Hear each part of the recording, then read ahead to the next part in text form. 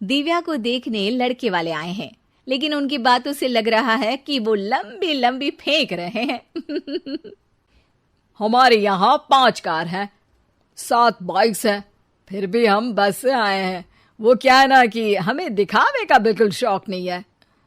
बड़ा नेक ख्याल है बेटा। लेकिन खुद की गाड़ी में बैठना दिखावा थोड़ी ना होता है। अरे हम दिल्ली से आए हैं, वहाँ पोल्यूशन बहुत है ना, तो हम गाड़ी में नहीं निकलते हैं। हाँ, ये उससे भी बड़ा नेक ख्याल है बेटा।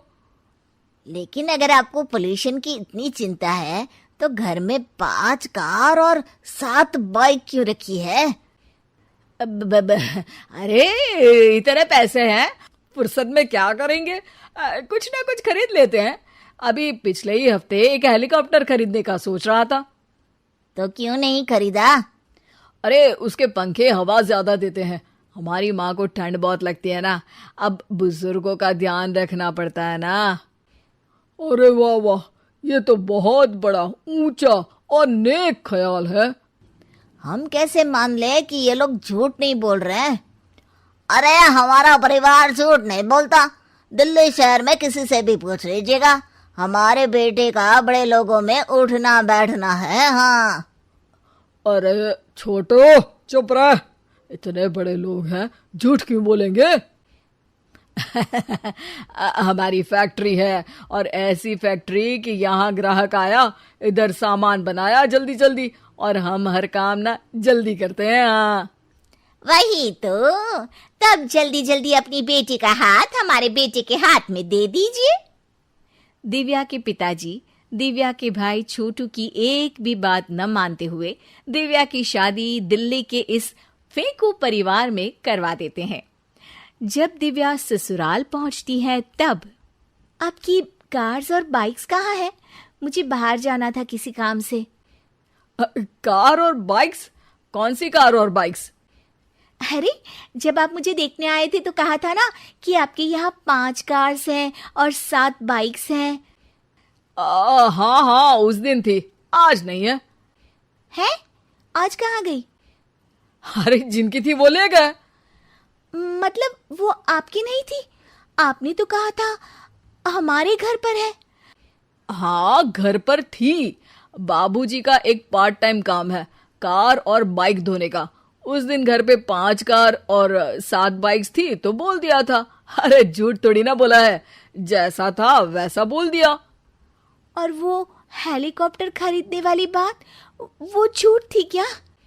अरे बिल्कुल नहीं, शहर में एक नई कंपनी आई है पंखे की, जिसके पंखे बड़े हैं, कंपनी का नाम हेलीकॉप्टर रखा है।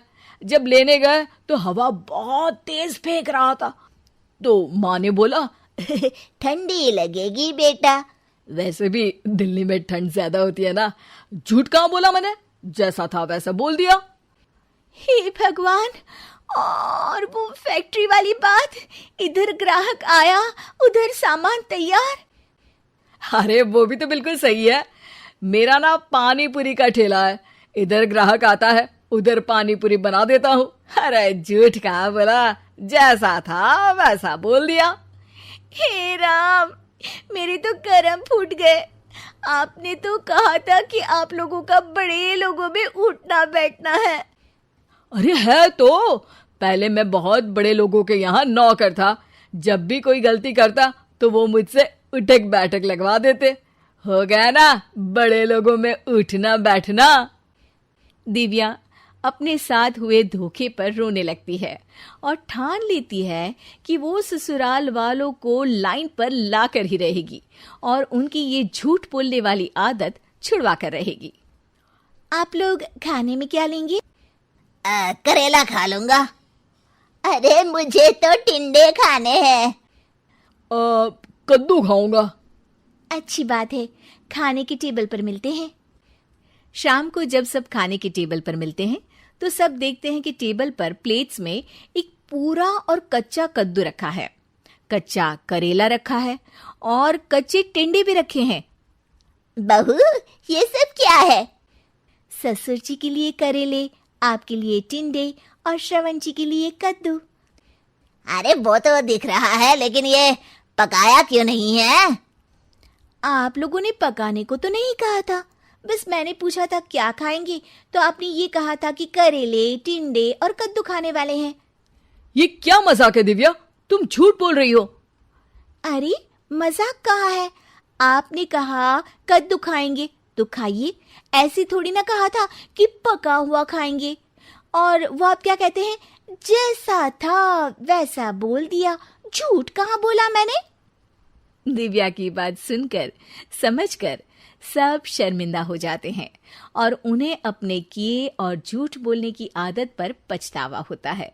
दिव्या समझदारी दिखाते हुए उन्हें सच के रास्ते पर चलने और किसी से मजाक में भी झूठ ना बोलने की सीख देती है और उनके काम में मदद करके उनके काम को और बड़ा बनाने में मदद करने लग जाती है।